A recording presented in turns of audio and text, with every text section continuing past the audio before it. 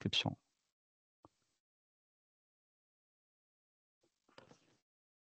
Très bien. Bonjour à toutes et à tous. Ravi encore une fois, on est ravis de vous accueillir aujourd'hui. Donc c'est le 3e webinaire SPP France. Donc voilà, déjà 3e pour cette année. Riche en personnalités, on a eu la chance d'avoir Dominique Steller, qui est le directeur de la chaire UNESCO, au mois de mars, qui nous a parlé de la paix économique. Il nous a vraiment sensibilisés sur ce sujet. Aussi, on a eu en juin, on a vu Charlotte Mann, qui enseigne chez HEC et Sciences Po, qui nous a sensibilisés sur la diligence raisonnable sur les droits humains.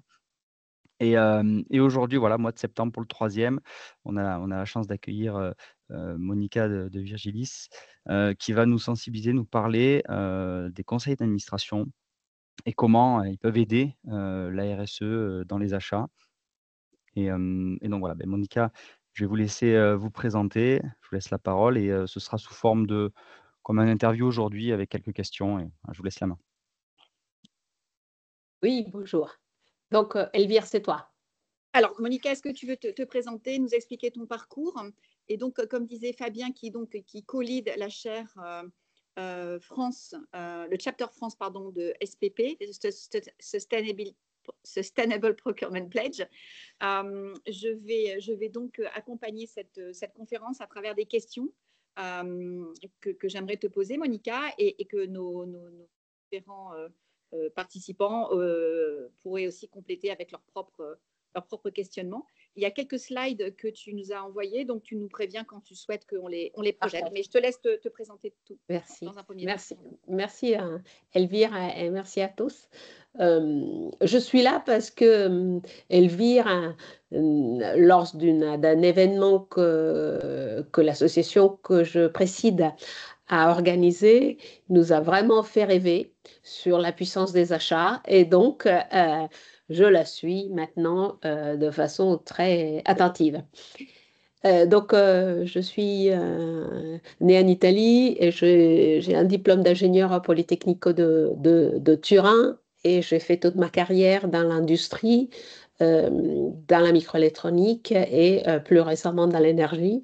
Je suis aujourd'hui présidente du conseil d'administration de SNAM, qui est une société de transport et storage et regasification du gaz, on va en parler, dans le board d'Air Liquide en France et dans le board d'une société suisse industrielle. Donc, mon angle, c'est l'industriel, le B2B. Et j'ai aussi fondé, comme je disais tout à l'heure, une association qui s'appelle Chapter Zero France, qui appartient à une famille d'associations jumelles. Il y en a 32 dans le monde, dans plein de géographies, et qui ont comme objectif d'aider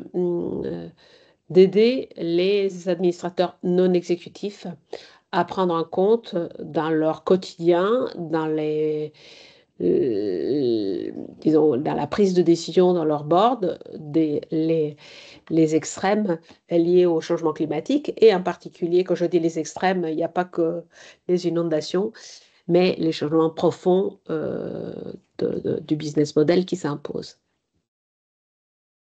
Très bien, merci Monica. On va revenir sur cette association, effectivement, Chapter Zero.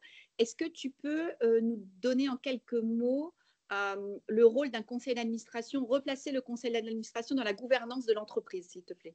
Très bien. Donc, le conseil a la responsabilité de oversight, de superviser les opérations, les opérationnels. Donc, le CEO en première partie, le conseil choisit le CEO, propose à l'ensemble des actionnaires à travers l'AG la nomination d'un CEO, définit sa rémunération et son indexation de la rémunération sur des critères divers et variés.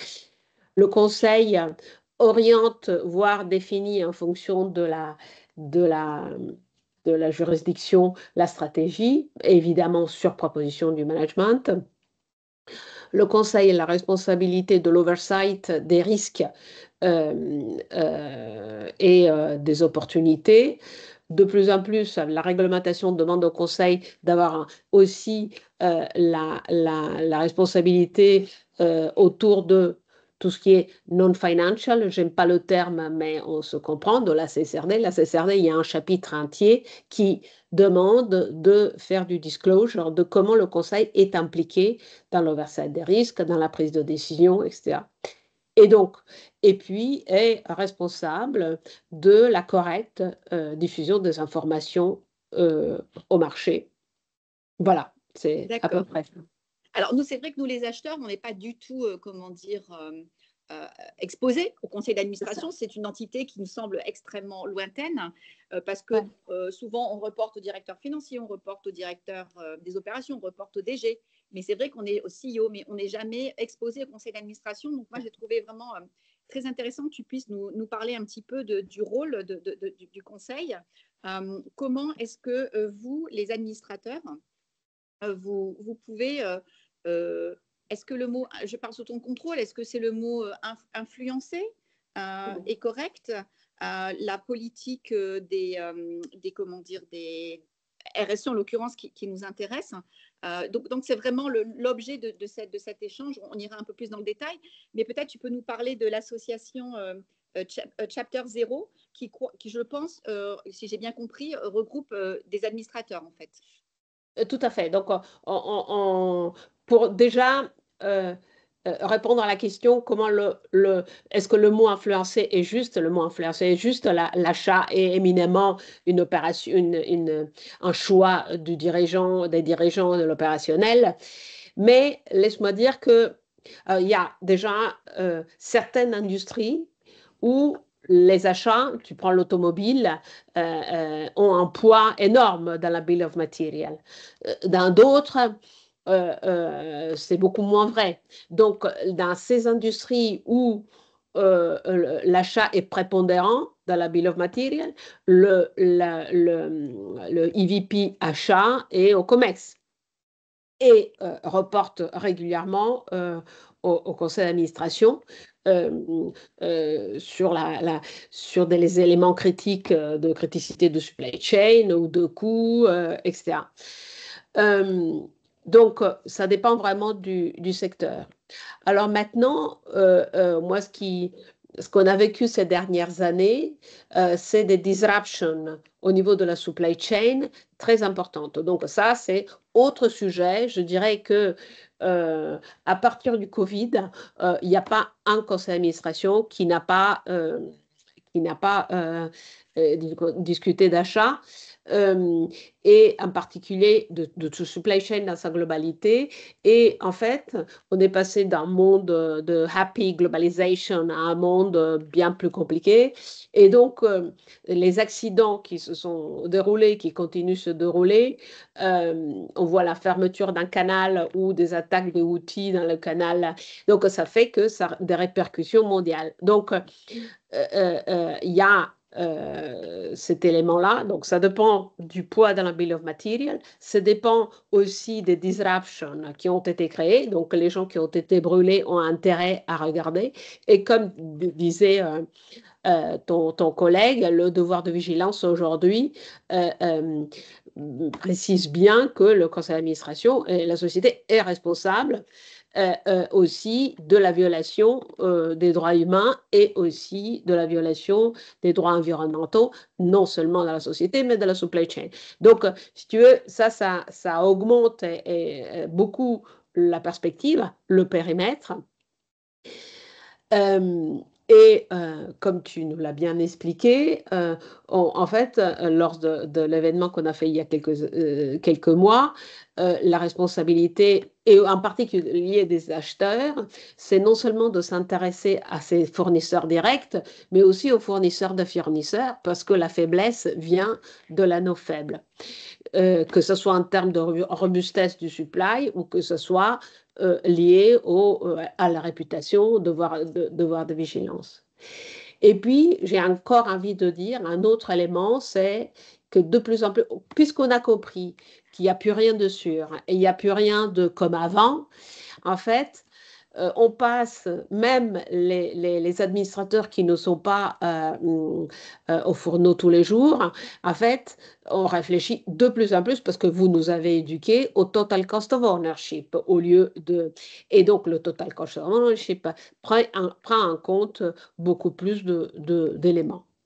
Et puis, je dirais encore, parce que tout est en transformation, la société que l'administrateur supervise, mais aussi ses fournisseurs et les fournisseurs de fournisseurs. Donc, il se peut que finalement, un greenfield vendor vienne à remplacer quelqu'un qui, donc un fournisseur se fasse doubler par quelqu'un qui vient out of the blue.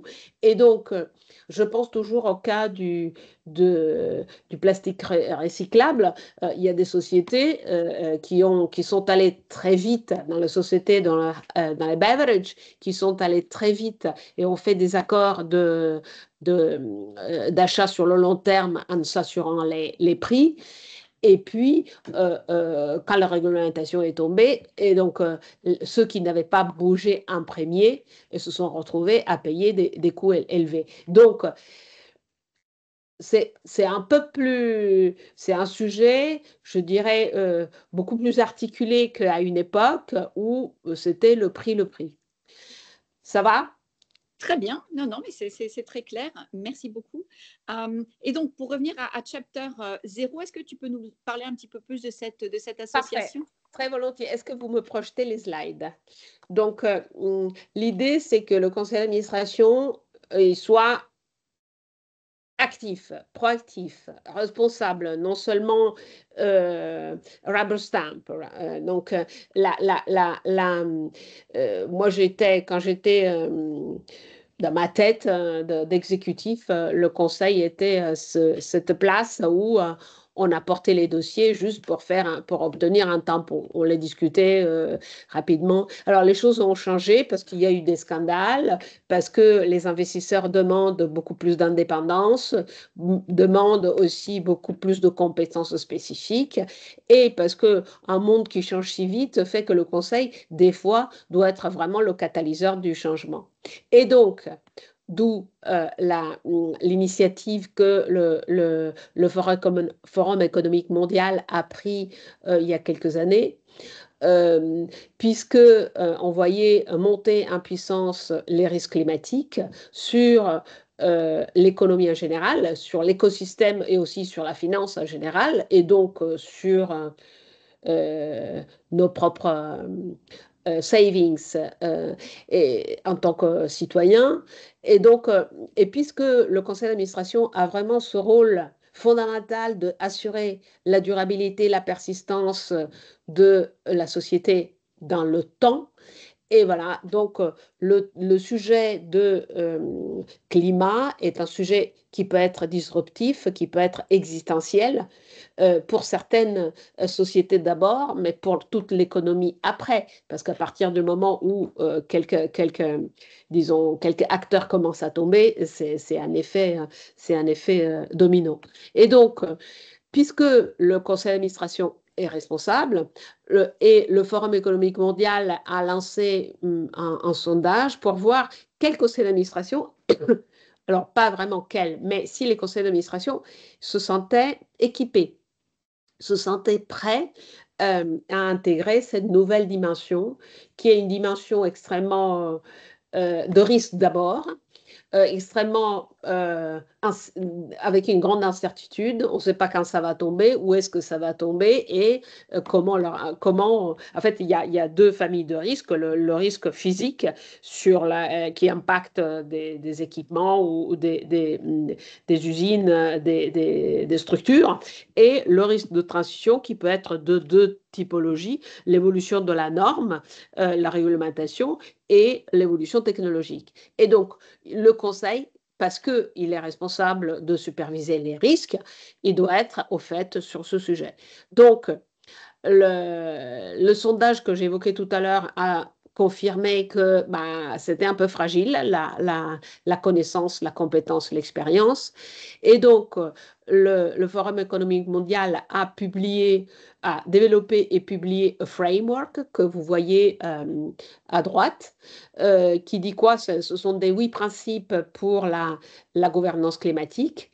Climate accountability. The board is accountable. Tu peux mettre en mode projeté. Attends, Fabien, projeté qu'on voit mieux parce que, s'il te plaît. Je suis en projeté là. Parce qu'on OK. Nous, on le voit effectivement seulement. Mais, voilà, vas-y Monica. Je disais les 8 pièces, en fait, il y a la référence aussi du white paper que vous avez en bas de l'image.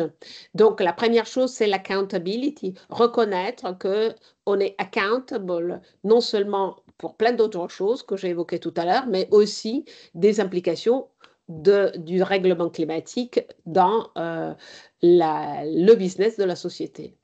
Deuxième pavé, c'est celui qui est juste à droite, subject command, c'est-à-dire qu'on doit aussi le comprendre, avoir les compétences, les connaissances, pour pouvoir, donc, les connaissances du mécanisme, mais surtout les connaissances des implications pour notre propre entreprise. Troisième pavé, c'est la structure du board, c'est-à-dire qu'au sein des différents comités, l'audit, nomination, rémunération, gouvernance, sustainability et les comités du board, voilà, on peut avoir un comité stratégie, il faut avoir clair qui fait quoi sur toute cette thématique. Et donc, les sociétés peuvent s'organiser différemment et donc il faut avoir clair l'accountability au sein du board. Ensuite, materiality assessment, ça on est encore dans la logique de simple matérialité, c'est-à-dire comment ces risques-là, qu'est-ce qui est matériel de ces risques-là dans les achats ou dans les processus de la société. Ensuite, strategic integration, l'intégrer dans la stratégie. Incentivisation, une partie de la rémunération variable doit être indexée sur quelque forme de KPI lié à ce thème. Reporting and disclosure, ce que je disais, la responsabilité de fournir une information précise, adéquate, cohérente, de la bonne qualité au marché. Et puis, exchange, ça veut dire l'engagement avec les investisseurs et les parties prenantes. Donc, il n'y a rien de dramatiquement nouveau dans ces principes, mais ça a eu le mérite de mettre le climat au centre, lui donner une place au centre de la stratégie. Donc, les directors se sont organisés en chapters. Il y en a 32, comme je disais, plus de 100 000 board members, et tout le monde a assigné sur ces principes-là. Je vais vite, si vous allez vite à la deuxième et à la troisième, je fais très très vite et puis on parle du sujet des achats. La deuxième slide, vous pouvez passer à la deuxième, s'il vous plaît. Alors, moi j'ai passé, mais je pense que je vais refaire le partage, ça bloque. Ouais.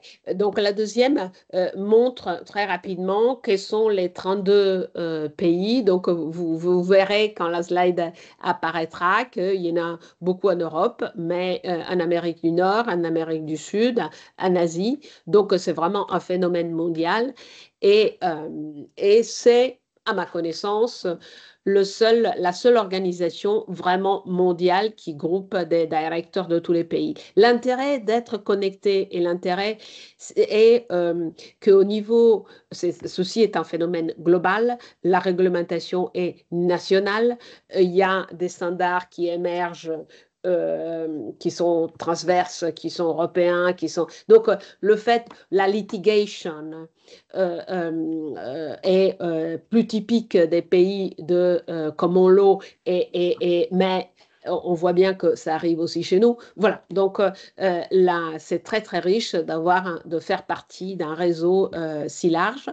Et la dernière charte, s'il vous plaît, dit qu'est-ce que c'est le chapter français, donc, dont Elvire fait partie, est constitué de board directors, de dirigeants, d'experts, réalise des publications, développe des outils, organise des tables rondes avec des experts, et puis organise des réunions à huis clos sur des sujets très spécifiques. Et Elvire nous a animé une discussion autour des achats et exactement le thème d'aujourd'hui. Et puis, on est en train de développer aussi des vraies formations pour des individus ou pour des boards dans leur totalité. Voilà, vite sur le sujet Chapter Zero France. Merci pour l'advertisement. Non, c'est formidable que les conseils d'administration se mobilisent parce qu'encore une fois, on ne s'en rend pas toujours compte quand on est opérationnel comme ça dans l'entreprise. Et est-ce que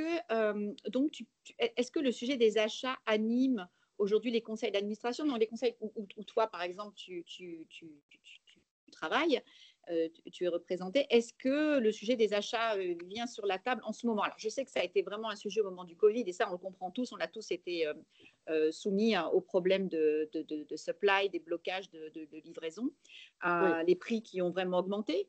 On peut dire que les choses sont en train de revenir à peu près à la normale. Est-ce que le sujet des achats est encore à l'actualité? Moi, je suis dans l'industrie de l'énergie.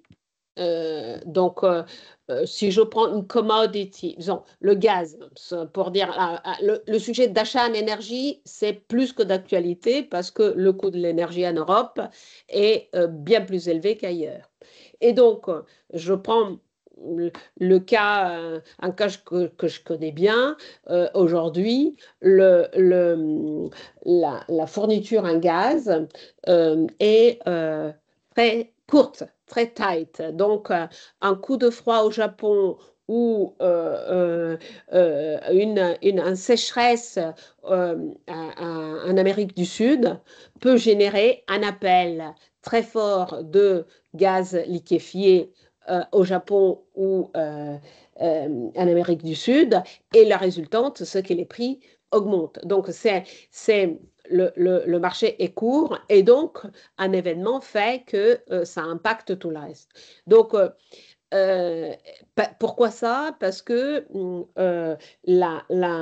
en fait, les volumes de supply ne sont pas encore fluides suite à tout ce qui s'est passé avec la Russie. Donc, beaucoup de GNL va être mis sur le marché entre 2026 et 2028. Donc, les choses vont s'apaiser. Mais, donc, j'ai pris un exemple, mais on a des exemples sur de la matière première qui rassemblent beaucoup. On a des problématiques qui sont très, très fortes sur la logistique. Les Houthis qui attaquent des navires, ça dépend de facteurs géopolitiques. Les Houthis sont un petit parti qui est manipulé par des pays puissants dans cette zone et qui font que ça bloque tout. Donc, ça reste, moi je dirais que ça n'est jamais parti. Donc, évidemment, il y a des secteurs où les fournitures sont plus locales. Je ne sais pas, j'imagine, j'y connais rien en luxe, mais j'imagine que la fourniture est beaucoup plus locale. Alors que dans des sociétés industrielles, et puis, donc les choses restent très, très difficiles. Donc, j'ai pas de... Et puis, le thème de la décarbonation est vraiment un thème. Donc, les achats font, pour beaucoup d'industries, représentent une grosse partie de ce qui est le scope 3. Et donc, il faut s'en occuper. Et pour cela, si tu penses que l'industrie représente all in all 34% des émissions, l'industrie lourde, donc les émissions hautement émissives, donc le ciment et l'acier, donc ces deux-là, sont aussi price sensitive, beaucoup, donc des marges faibles. Et donc, le sujet sur lequel on n'est jamais d'accord, on en a discuté longtemps, c'est le price premium pour le green. Toi, tu m'as toujours comment dire, challengé sur cette croyance. Et je pense que c'est bien de continuer à se challenger, mais aujourd'hui, photo d'aujourd'hui, de l'acier vert coûte plus que de l'acier fait sur du fossile. Et donc, et pour cela, on commence à avoir des mouvements, des coalitions. En particulier, il y a une coalition qui s'est créée. Je crois qu'il y a Audi, BMW, il y a aussi Amazon, Google. Et donc, cette coalition a pris position comme quoi, même si l'acier vert coûte plus cher que l'acier fossile, il s'engage à faire ça. Et donc, ça va dans ton sens. C'est à partir du moment où tu crées la masse critique. Et donc, j'ai envie de dire que ça, des coalitions comme ça ou des initiatives sectorielles, ça, c'est un sujet éminemment stratégique. Donc, jusqu'aujourd'hui, jusqu'à hier, si tu veux, le conseil d'administration travaillait dans une logique un peu silotée. Tout ce qu'il y avait en dehors de la société, c'était des competitors, alors qu'on peut faire des choses, on peut créer des marchés avec les competitors. Donc, ce n'est pas à toi que j'apprends ces choses-là, mais je veux juste dire que ce ne sont pas des sujets transactionnels, mais ce sont des sujets éminemment stratégiques. Et qui vous intéressent dans les conseils d'administration. Peut-être une question un petit peu provocante avant de continuer. Ce que je lis, c'est qu'en ce moment, on le sait tous, hein, il y a des grandes tensions géopolitiques et que le sujet de la RSE est peut-être passé un peu en deuxième. Est-ce que c'est quelque chose que tu observes aussi et quelle est ta vision? Est-ce que tu penses que c'est quelque chose qui va revenir sur le devant de la scène, le RSE va revenir sur le devant de la scène quand les problèmes géopolitiques seront réglés, ou est-ce que ça veut dire qu'aujourd'hui on s'est habitué au réchauffement climatique et puis que bah voilà on va terminer tous complètement cuits sous le barbecue du réchauffement? Ah bah, je pense que les problèmes géopolitiques, ils ne termineront pas. Je pense le monde a vraiment changé depuis 15 ans. Et donc, on est parti pour un long temps. En fait, les gens de notre génération, dans les années nées largement après la guerre, mais en fait, on n'a pas notion de tout ça. Cette époque de paix est finie. Regarde l'armement que jusqu'à il y a 3 ans était dans la liste rouge des investisseurs, redevient, disons, sustainable, si tu veux. Donc, c'est la géopolitique est là pour rester. Et d'ailleurs, il faut vraiment s'en approprier de comprendre ces thèmes-là. Nous, régulièrement dans les boards, on fait venir des experts de géopolitique pour nous aider à penser plus large, parce que finalement, il faut vraiment prendre de la hauteur sur certains sujets. Donc, la RSE prend en deuxième... Oui, il y a quand même il y a un pushback très important. Il y a un pushback des investisseurs américains qui, pour des raisons politiques, ils votent beaucoup moins en Assemblée générale un appui de résolution ESG. Ceci est dû au fait qu'ils ont en difficulté, ils ont du chartage par rapport à un risque de perdre des mandats et bien plus que ça. Mais en discutant one-on-one avec un asset manager, il admet que le risque climat, qu'il n'y a rien qui a changé, que le risque climat reste un risque existentiel pour toute l'économie. Donc, par contre, ils vivent sous une pression politique qu'avant, il n'y avait pas. Ça pour les États-Unis. En Europe, je dirais les investisseurs, ils restent très focalisés sur le sujet. En fait, je pense que c'est vraiment il y a une logique de pérennité du business model de la société. On a compris que qui ne s'adapte pas n'existera plus. Donc, c'est un problème pour l'investisseur, c'est un problème pour nous quand nous investissons dans une société. Il n'y a pas que le fait de faire le bien, il y a l'être d'être pérenne. Et puis, il y a le fait que collectivement, les investisseurs ont aussi besoin de prouver que leur portefeuille de toutes les lignes soit aligné avec la trajectoire. Donc, la réglementation porte beaucoup plus de visibilité sur les sujets. Maintenant, avec la CSRD, ça se voit beaucoup plus. Alors maintenant, le pushback existe parce que la Commission européenne a tourné à droite, est devenu beaucoup plus sceptique. Nos pays, pareil, les nationaux aussi. Moi, il me semble que, j'ai envie de dire, et puis on voit des secteurs comme l'automobile qui sont à genoux. Aujourd'hui, en Europe, la demande n'est pas là de véhicules électriques. Il y a des constructeurs qui avaient complètement révolutionné ou changé leurs propres usines, qui se retrouvent avec des usines qui ne sont pas loadées, qui sont pas... Et puis, les Chinois, qui ont un marché local, en fait, ils ont des véhicules beaucoup plus cost-effective. Donc, et le marché local est bien parti. Donc, et en Europe, on a mis un deadline pour la fin du moteur thermique sans forcément avoir derrière tout prêt pour que ça arrive. Donc, c'est Et donc, le fait d'avoir défini des targets sans forcément avoir une politique industrielle derrière, des incentives bien passés pour le déploiement d'infrastructures de recharge et tout ça, fait que, il y a du pushback. Les industries demandent plus de, comment ils l'appellent, pragmatisme, en fait.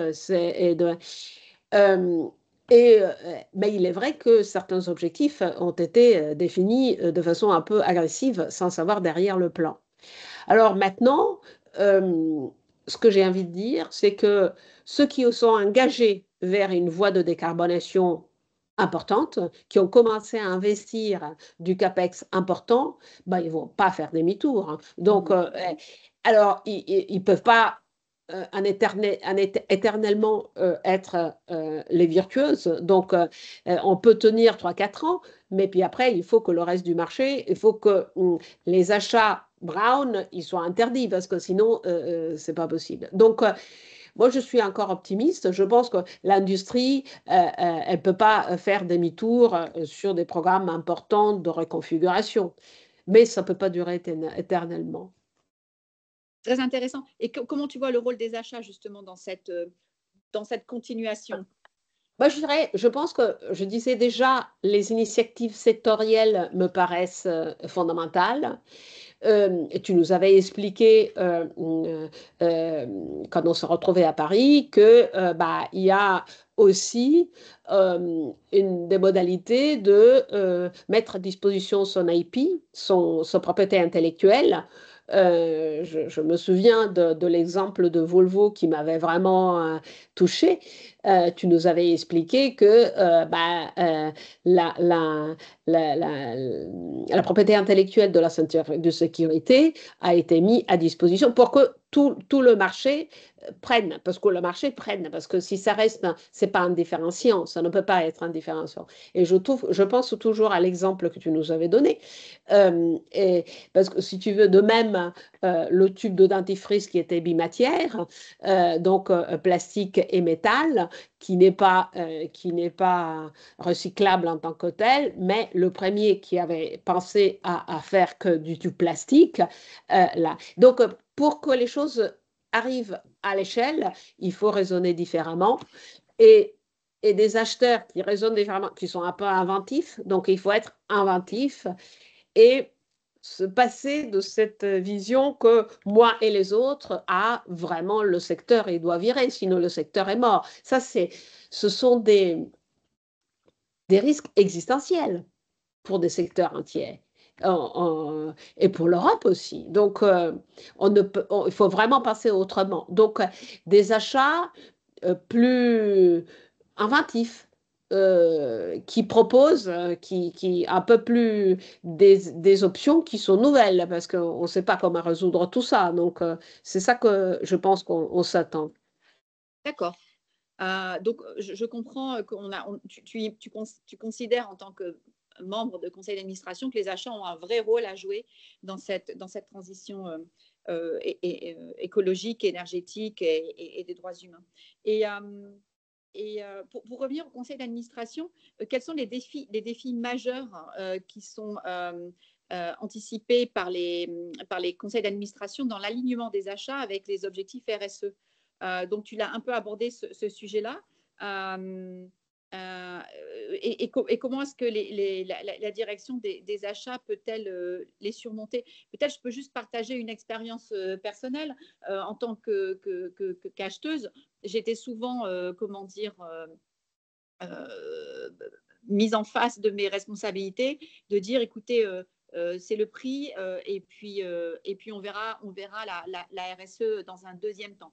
Alors ça, c'était, on va dire, c'était encore vrai il y a les 10 dernières années. Là, ça commence un peu à s'assouplir. Mais comment parce qu'un conseil d'administration, il doit s'assurer aussi que l'entreprise soit rentable. On a un peu abordé ce sujet-là. Donc, comment faire pour faire finalement rentrer le sujet RSE dans toute la complexité du monde d'aujourd'hui? Le conseil d'administration ne va pas dans le détail si le dirigeant ne partage pas, mais j'ai en tête un tier one de l'automotive français qui est très explicite dans les enjeux, les challenges sur sa fourniture. Donc, je pense que c'est important que le conseil s'y intéresse, que le dirigeant partage les challenges, que les achats aient le courage de le faire remonter.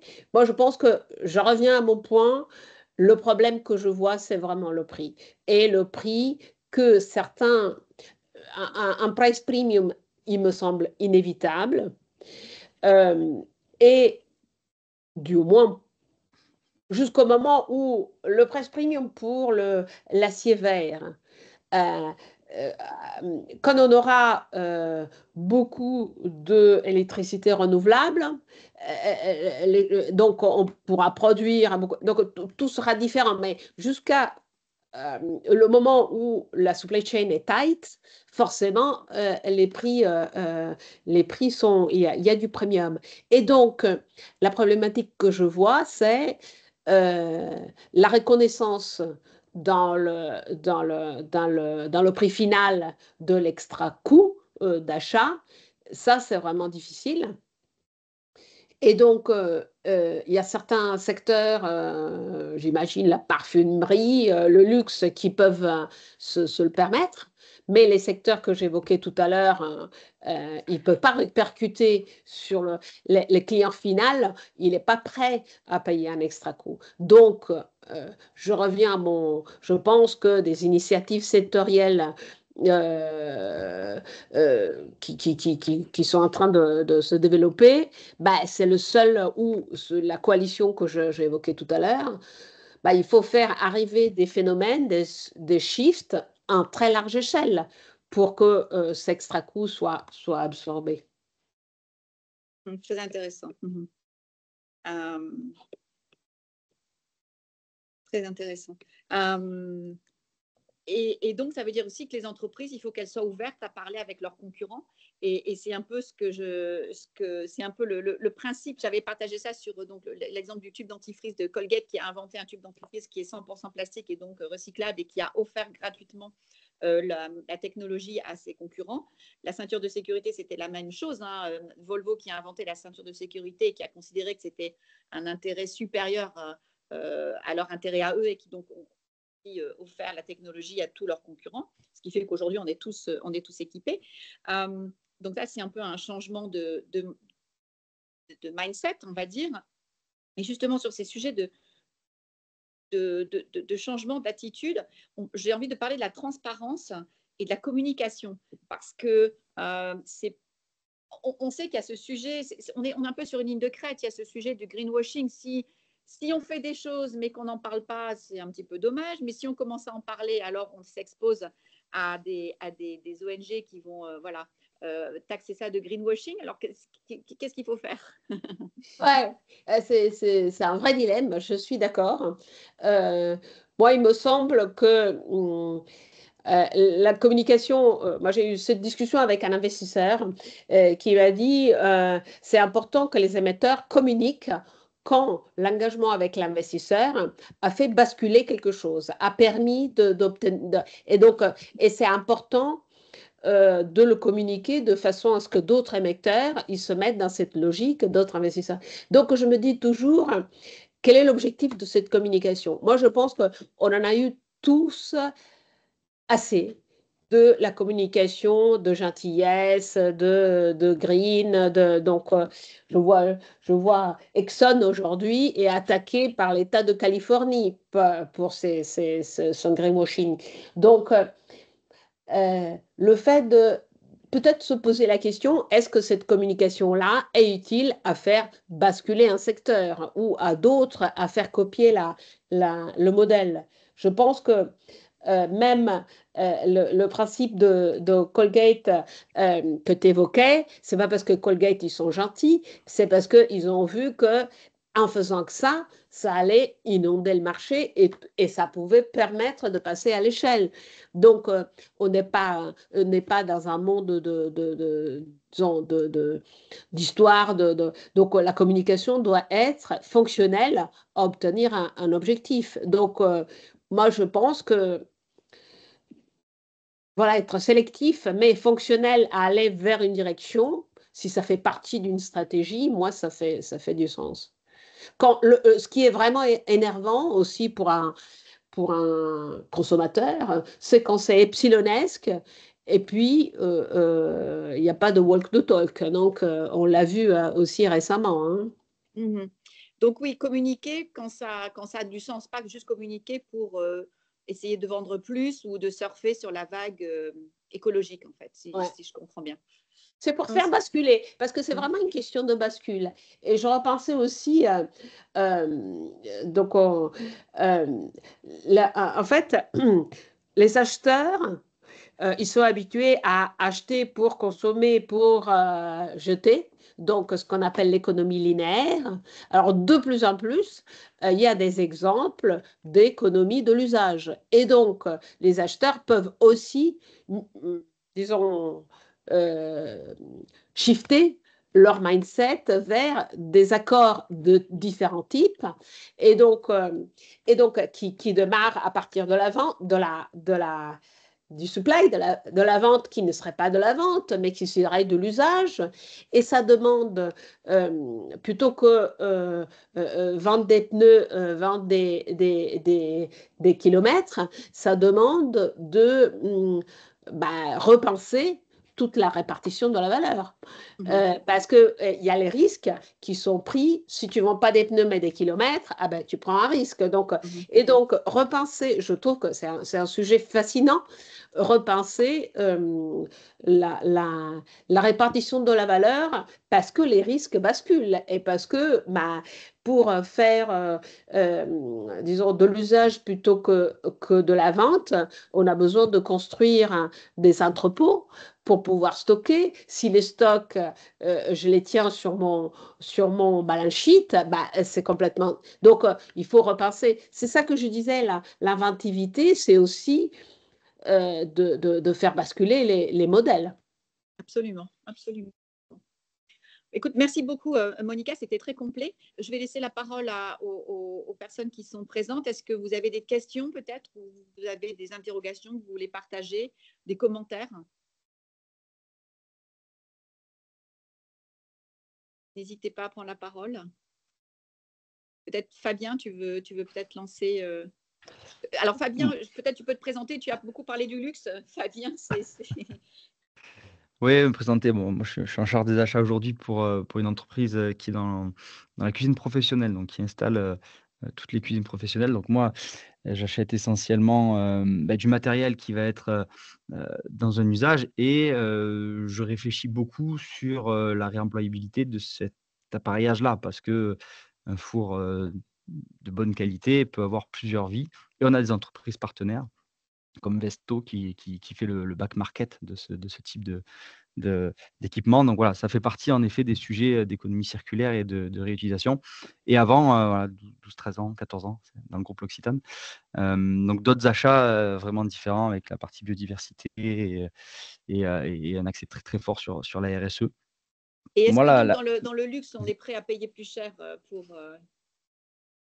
on est moi je suis 100 d'accord avec, ce qu'a dit Monica sur, la différence de secteur où, je le vis dans la grande cuisine où, il y a moins de marge et les possibilités sont plus petites et on regarde beaucoup plus le prix. Le secteur du luxe a, cette opportunité-là et tant mieux pour, parce qu'ils sont pionniers dans ce type de changement. Donc, il y a pas que le prix, oui, tant mieux, c'est possible. et est-ce que peut-être une question pour Monica ou Oui, moi c'était plutôt dans du coup, est-ce que dans ces conseils d'administration-là, on parle d'élection de CEO, d'objectifs? Est-ce que du coup, cet axe RSE devient un objectif mineur, majeur? Est-ce qu'il rentre en compte dans tout ce Ouais. qui est, plan, action de plan sur tous ces sujets, vertueux ou on reste quand même sur, des objectifs et sujets très business? Non, non, tout est business. Mmh. Ça, parce que la RSE, c'est du business, mais peut-être que les implications, elles sont plus sur le long terme. Mmh. Donc, la logique reste business. Euh, mais le conseil d'administration a la responsabilité de s'occuper de la résilience. Donc, si on sert et on obtient des résultats magnifiques dans les 2 ans, et puis la société est à sec, c'est le conseil d'administration a vraiment une responsabilité, peut être avoir une vie très difficile avec les actionnaires. Donc, la RSE, ça fait partie de la stratégie, ça fait partie de la durabilité. Alors évidemment, et donc évidemment, il y a des compromis qu'on fait court terme, long terme, au moyen terme. Si la maison est en feu, on s'occupe d'éteindre le feu, et puis on s'occupe. Donc c'est plutôt une question de timing, je dirais. Et les objectifs RSE ont tellement pris de la place que même dans la rémunération variable, Mmh. aujourd'hui, Bien sûr. ils ont une place. Alors, il faut encore que les Quantifiable. objectifs soient quantifiables, Ouais. soient ambitieux, parce que c'est pas nouveau. Les investisseurs, ils sont pas contents parce qu'ils considèrent qu'ils sont trop rémunérés, ces objectifs-là, parce qu'ils sont pas assez quantifiables ou ambitieux. Donc, et ça, c'est vraiment le rôle du conseil d'administration. Parce que il y a que, en fait, il n'y a pas deux sociétés qui sont pareilles. Donc, l'investisseur qui est à l'extérieur, il ne peut pas juger à quel point les objectifs sont ambitieux. Donc, et donc, le conseil doit connaître le business bien, le modèle opératoire, comprendre les implications si on achète la batterie à un fournisseur européen, on a ces risques-là, on risque de la payer plus cher, on s'engage dans une technologie qui n'a pas le même. Donc, tout ça, on a besoin de le comprendre. Hein. Et, et, et donc, moi, je dirais que euh, on ne fait pas retour en arrière. Hein. Donc, par contre, euh, on a des risques de partout. Et puis, il y a, le conseil doit s'occuper des cyber-risques, de la montée en puissance de la GenAI, de la diversité, des talents, du changement climatique, de la biodiversité. Donc, il y a plein de sujets, mais plein de ces sujets, ils sont existentiels pour la société. Et je reviens, le rôle du conseil, c'est de s'assurer la pérennité de la production de valeur. Hein. Donc, c'est pas parce que ce sont des sujets un peu gentils par rapport aux euros ou aux dollars finalement, ils sont des euro-dollars. Donc, Mhm, mhm, absolument. Très bien. Donc, dernière proposition de questions à Monica. Sinon, on va clôturer. Ken, vous avez une question? Ah, on ne vous entend pas. On ne vous entend pas. Allô? Il y a un vrai sujet de micro. Ouais. Il faudra qu'on vérifie ça, Fabien.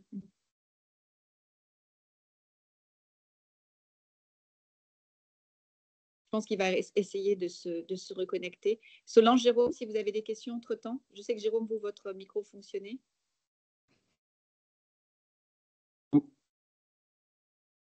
Retour de Ken. Ah, voilà Ken. Jérôme, hop. Ah, vous m'entendez? Oui. Non, Oui. enfin, je n'ai pas vraiment de questions. Moi, je cherchais plutôt des tips pour effectivement essayer d'engager nos services achats, parce que je m'occupe du numérique responsable dans un groupe sidérurgique et on a un petit peu parlé des industries et de la sidérurgie dans votre discours.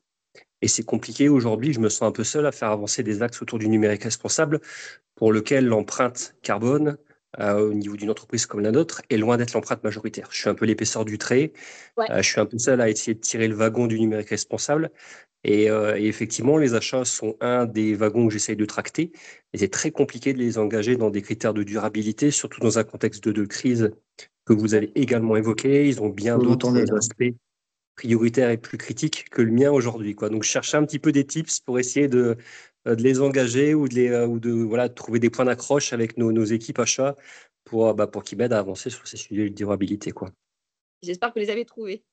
J'en ai quelques-uns, effectivement, c'est gentil, merci. Merci Jérôme. Ken? Je te laisse la parole, Ken. Allô? Ken? Allô? Pas sûr que la communication fonctionne. Allô, allô? Bon, c'est dit. Le micro est activé. Il va nous écrire.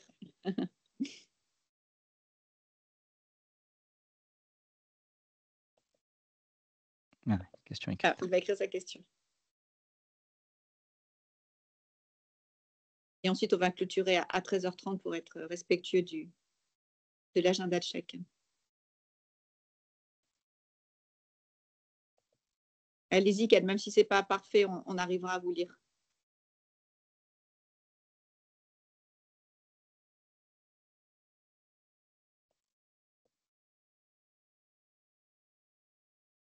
Voit-on une demande du conseil d'administration pour voir les directeurs achats monter au COMEX et leur rendre directement des comptes sur ces sujets RSE de chaîne de valeur?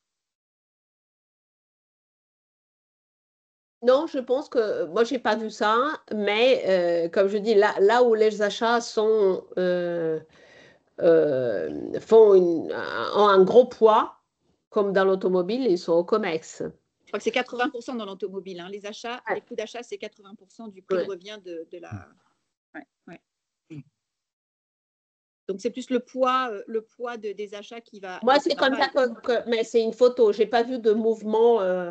Non, je n'ai pas observé ça. Le sujet est important, mais je n'ai pas vu ça. En fait, ça veut dire donc que finalement, la position au COMEX est encore dravée par le poids financier, le poids relatif de la fonction. Ah ouais. Oui, et par les idées. Par les idées. Un DG, s'il avait toutes les fonctions qui lui rapportaient, c'est un peu compliqué de gérer l'entreprise. Donc, moi, je ne suis pas choquée de grouper certaines fonctions, mais ce n'est pas parce qu'elles sont groupées qu'elles sont négligées. Moi, c'est mon expérience. Moi, chez SNAM, les achats sont sous la responsabilité de quelqu'un qui aussi supervise la ressource humaine et les achats. Et ils sont présents dans l'agenda régulièrement, pas parce que complètement. Nous, on fait la société organise chaque automne une Supplier Day et le CEO participe, je participe. Ah, excellent. Donc, Donc, ce n'est pas parce qu'ils ne sont pas en première ligne qu'ils sont pas. On ne prête pas attention. Très bien, il est 13h29. Merci beaucoup, Monica. C'était très intéressant, très complet. Et puis, donc, l'ensemble de cette conférence a été enregistrée. Je vais la poster dans quelques jours sur LinkedIn. Et donc, vous pourrez avoir accès aux liens ainsi que l'ensemble des personnes qui sont sur LinkedIn. Bon après-midi à tous. Merci encore. Bon après-midi. Au revoir, Elvire. Au revoir à tout le monde. Au revoir. Merci, au revoir. Merci.